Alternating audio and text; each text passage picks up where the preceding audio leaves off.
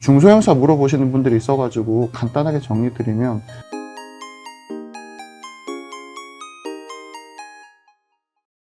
안녕하세요. 저 미디어인터 담당하는 이균입니다. 오늘은 그 2분기 실적 프리뷰 관련해서 좀 말씀을 드리겠습니다. 우선은 2분기 실적 관련해서 저희가 이제 컨센서스 대비해서 조금 잘 나온다는 회사들은 이제 그 드래곤 제이콘, 그리고 이제 하이브 JYP 정도로 저희가 보고 있고요. 이 중에 이제 드래곤이랑 하이브는 2분기 사상 최대 실적입니다. 3분기에 사상 최대 실적을 달성하는 기업들이 있습니다. 이게 SM, YG, JYP 해서 이제 3대 기획사. 3분기 사상 최대 실적을 저희가 전망을 하고 있고요. 4분기에는 SM과 스튜디오 드래곤이 다시 한번 재차 사상 최대 실적을 달성할 겁니다. 그래서 이런 흐름 정도는 좀 미리 말씀을 드리고요. 이제 기업별로 좀 실적을 접근해 보면 하이브는 제가 예전에 리포트 한번 말씀드렸지만 지금 BTS의 군 입대를 현재 가정한 그 실적 추정을 저희가 좀 하고 있고요.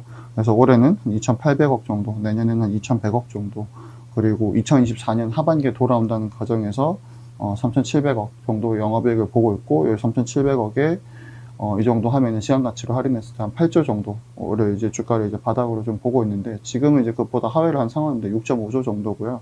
이걸 하회한 이유는 간단합니다. 지금 그 어떤 영상을, 그 잠정 중단 영상을 발표한 이후에 그럼 회사가 이제 어떤 멤버가 군대를 가서 언제 제대해서 언제 완전체로 컴백한다, 이런 뉴스가 이제 후속적으로 있어야 되는데, 거듭 말씀드리지만 이 관련된 이 법안을 국회에서 처리를 하고 있고, 이게 계속 좀 지연이 되고 있습니다. 그러니까 군대를 언제 간다고 말하지 못하는 상황이다 보니까 군 입대 시기를 모르고, 군 입대 시기를 모르면 군 제대 시기를 모르기 때문에 언제 이 3,700억이 혹은 완전체 활동이 가능한지 알 수가 없어요. 그게 모르니까 이게 싸다라고 사람들이 느끼지 못하는 거죠. 그래서 이런 게 정해지지 않으면, 그러니까 최악의 경우에는 어쨌든 연말에 멤버 한 분이 군대를 가셔야 되니까 그때까지도 아무것도 정해지지 못한다, 혹은 국회에서 처리되지 못한다 그러면 주가는 옆으로 좀 길 수 있고, 그것은 제가 봤을 때는 조금 이제 적정 가치를 하회할 수밖에 없는 이유가 될 거다.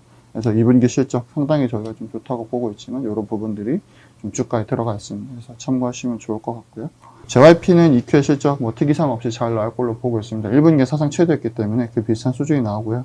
3분기는 320억 정도 보고 있습니다. 그 컨센보다는 조금 높은데, 모든 아티스트가 그 앨범으로 컴백을 합니다. 그 첫 번째가 이제 그 있지였는데, 아까 말씀드렸다시피 150% 성장해서 이미 서프라이즈를 어느 정도 달성했기 때문에 좀 더 지켜봐야 되겠지만, 제 거보다는 오히려 조금 더 잘 나올 수도 있지 않을까라고 좀 예상을 하고 있고요.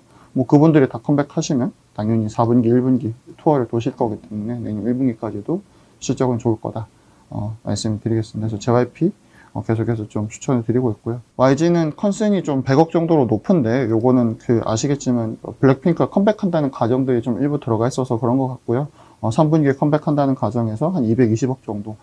예전에 빅뱅 돔토르 때 분기랑 180억대 번 적이 있는데, 그것보다도 이미 큰 상회를 해가지고 사상 최대 실적 저희가 전망을 하고 있습니다. 여기에 들어가 있는 가정은 블랙핑크 200만 장 판다는 가정입니다. 이게 저번 앨범을 120만 장 팔았기 때문에 한 60에서 70% 성장하는 거고, 굉장히 좀 공격적인 가정일 수도 있는데, 바로 뒤에 말씀드린 SM에서 에스파가 이미 선주문을 160만 장을 팔았습니다. 그러니까 지금 데뷔 2년 차가 160만을 팔았기 때문에 6년 차인 블랙핑크가 200만을 한다면 오히려 시장에서 오히려 조금 약하네, 이렇게 생각하실 수도 있거든요. 이 자체가 참 대단한 기록이지만 시장에서는 이미 이거를 조금 이렇게 더 높게 좀 기대하고 있는 부분들이 있습니다. 그래서 어쨌든 현재 추정에는 200만이 들어가 있기, 200만을 기준으로도 사상 최대 실적이기 때문에 더 나온다고 하면 당연히 추정치는 상향된다 정도로 봐주시면 될 것 같고요. 마찬가지로 내년 상반기까지 블랙핑크 투어가 예정되어 있기 때문에 내년 상반기까지 실적은 문제없다. SM도 2분기에 한 200억 정도 컨센에 부합할 걸로 예상을 하고 있고요. 그 3분기에는 말씀드렸던 에스파 때문에 에스파랑 NCT가 한번 컴백하니까 사상 최대 영업이익이 저희가 전망하고 있고요. 4분기에는 NCT가 2번 나오죠. NCT에다가 이제 자회사들이 턴어라운드 하는 이제 분기이기 때문에 또 한번 사상 최대 저희가 또 전망을 하고 있습니다. 그래서 JYP, SM 조금 이제 계속해서 바이를 좀 말씀을 드리고 있고, YG는 어쨌든 브리핑이 워낙 큰 모멘텀이기 때문에 계속해서 트레이딩 바이 정도로 좀 말씀을 드리고 있습니다. 다음 이어서 방송사인데요. 방송사는 방송사보다 광고 체인이죠. 지금 이제 경기 둔화 우려가 있기 때문에 2분기 실적이 잘 나오고 3분기 실적이 잘 나오고 이런 것도 상당히 중요한데, 투자자들은 계속해서 경기가 안 좋다는데 광고가 꺾이지 않아, 이런 질문들을 할 수가 있기 때문에 실적이 좀 잘 나오는 거와는 별개로 좀 밸류에이션이 조금 깎일 수 있습니다. 그래서 주가가 지금 광고 체인들은 대부분 좀 좋지 않고, 요런 뭐 우려들이 조금 벗어나야 좋아질 텐데, 요런 우려들은 뭐 제가 뭐 알 수 없는 부분들이기 때문에 요런 게 지속된다면 주가는 계속해서 조금 부진할 수 있다 정도로 미리 말씀을 드리고요. ENM 보시면 컨센보다 조금 더 잘 나오고 SBS는 조금 더 못 나온다 정도로 봐주시면 되고, 영업 외적으로 좀 외적인 측면에서 좀 봐주시면, 그 최근에 이제 CJ가 이제 티빙이랑 이제 KT의 OTT인 시즌 이제 합병을 결정을 했습니다. 그래서 이거는 뭐 아직 이제 정확하게 실사해서 저희가 데이터를 좀 이렇게 공유 받아야 되겠지만, 어쨌든 시즌의 가입자가 한 100만 명이 넘는다고 하기 때문에 그냥 단순하게 공원 이익으로 따지면 한 2, 300억 정도는 영업이익으로 붙지 않을까, 이렇게 좀 개인적으로 좀 판단을 하고 있고, 그렇게 되면 올해 영업이익 기준으로 한 10% 이상은 증액 효과가 있는데, 이미 주가가 바닥에서 그 정도 반영을 했기 때문에, 이 이벤트는 어느 정도 좀 주가에 반영됐다라고 보고 있고요. 여전히 조금 보수적으로 말씀드리는 거는 이 티빙하고 미국 제작사 엔데버에 대한 적자 규모, 그리고 투자 시기가 언제 끝났는지를 정확하게 좀 알 수가 없는 부분들이 있기 때문에, 이게 끝났을 때 그럼 과연 얼마만큼의 레버리지로 돌아오냐, 이런 것도 저희가 지금 알지 못하거든요. 그래서 여기에 대해서 좀 불확실성이 좀 완화되기 전까지는,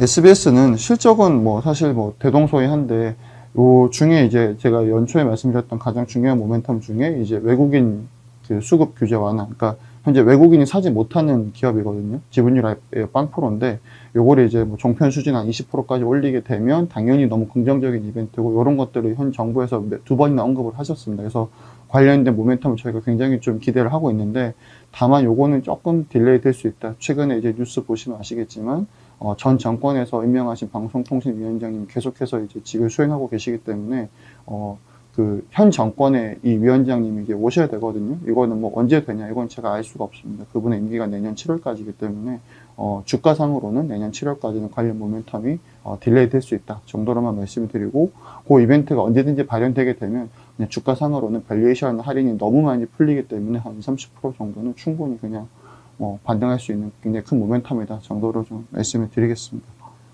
마지막으로 여기 이제 광고 에코마케팅인데요. 에코마케팅은 마찬가지로 이제 광고 업황이 좋지는 않은데, 여기는 최근에 뉴스가 하나 나왔죠. 안다르 상장 얘기 나왔습니다. 안다르가 작년에, 요거는 이제 그 6월부터 인수한 기준이긴 한데 올해 1,700억 정도고, 회사는 5천억 매출을 한 3년 안에 하겠다 이렇게 얘기했거든요. 요거 이제 어제 미래에셋 주관사 선정해가지고 IPO를 했기 때문에, 이 안다르가 이미 이제 에코마케팅의 가치에 녹아져 있습니다. 그래서 이게 상장한다고 해서 특별히 더 좋은 어떤 가치를 받는다기보다는, 이게 상장을 하게 되면 당연히 어느 정도 회사에 돈이 좀 꽂힐 거잖아요. 저희가 항상 얘기하는 뭐 여러 가지 제품들, 이 퍼포먼스 마케팅에서 파는 제품들이 내수 기반으로는 한계를 가지고 있습니다. 이런 것들이 일본이나 미국에서 팔리게 된다면, 예를 들면 뭐 그 클럽 같은 마사지기도 국내에서 팔았지만 이게 만약에 일본에서 팔리게 된다면 얼마나 팔릴지 아무도 모르는 거잖아요. 그래서 이런 좀 제품의 해외 확장이 좀 필요한데, 이런 IPO가 그런 거에 어떤 자금을 마련해주고 큰 어떤 계기가 될 수 있기 때문에, 이 안다르 IPO 자체는 굉장히 좀 긍정적이었다.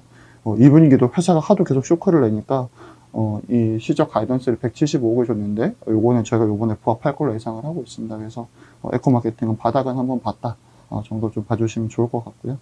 드라마 쪽입니다. 드라마 같은 경우는 다 이미 한번 말씀드렸지만, 어쨌든 디즈니 플러스 구작 관련해서 좀 좋은 모멘텀이 있기 때문에 2분기 사상 최대고요.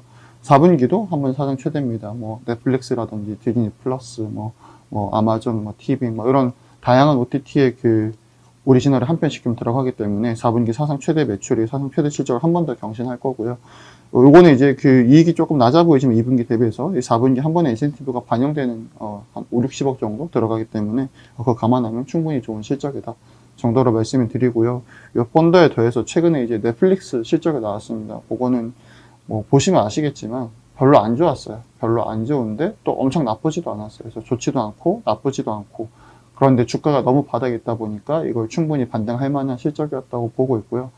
다행스럽게도 넷플릭스 기준으로 PL 15배까지 내려갔다가 20배까지 빠르게 회복을 했습니다. 실적 그 발표 후로.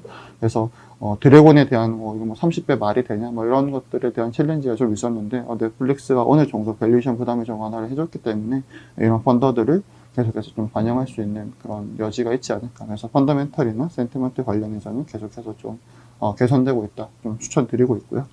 제이코는 뭐 프리뷰 로직은 있지만 한 120억 정도 해서 저희가 범죄도시2 관련된 수익이 120억 정도 라고 보고 있습니다. 2분기에 30억, 3분기에 90억 정도 반영이 되고요. 2분기에 이거 반영해서 BP, 3분기에 100억, 4분기에는 그 레몽레인이 하는 그 재발진 마그네슘, 이게 제이랑 이제 제이콘이랑 이제 공동이기 때문에 요거 관련된 이익 반영해서 연결로 200억 정도 보고 있습니다.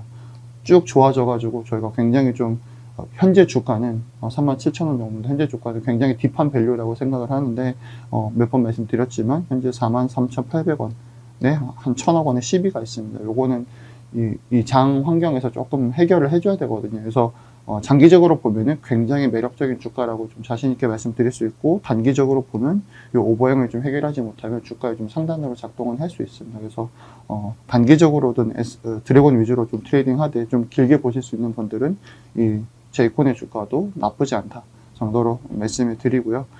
중소형사 물어보시는 분들이 있어가지고 간단하게 정리 드리면, 저희가 이 A스토리나 뭐 사마 네트워크스 관련된 자료를 1년에 한 번밖에 쓰지 않는 이유는 이 회사들이 만드는 작품들이 다 선판매가 돼요. 그러면 이미 연초에 연간의 영업이익이 정해져 있습니다. 이거는 특별히 벗어나지가 않거든요. 그래서 A스토리는 영업이익으로 200억, 순이익 150억 정도를 보는, 그거는 여전히 똑같습니다. 근데 이게 이제 18,000원까지 혹은 PER 12배까지 내려갔거든요, 6월에. 그래서 왜 그렇게 빠졌냐 그러면 뭐 진짜로 그때 뭐 장이 다 그렇게 다 빠져가지고 수급적인 영역이 좀 컸던 거고, 드라마 하나 때문에 다시 20배를 회복을 했습니다. 현재 주가는 저희가 말씀드렸던 적정 가치 수준 정도로 좀 보고 있기 때문에 하반기에 또 모멘텀이 많으니까 기대할 것도 있고, 현재가 겨우 이제 센티먼트를 회복했다라고 보고 있고요.